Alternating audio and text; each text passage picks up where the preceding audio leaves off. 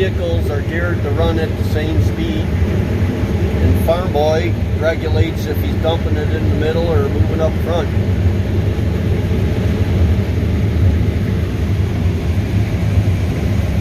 And this is a small farm. This is mine, of course.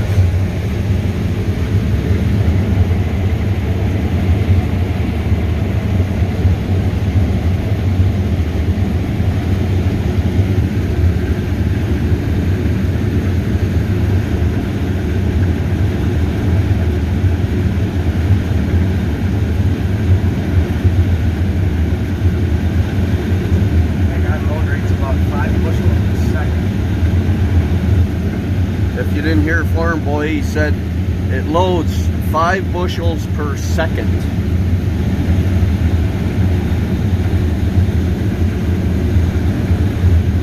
Look at the size of those tires, tall as a man.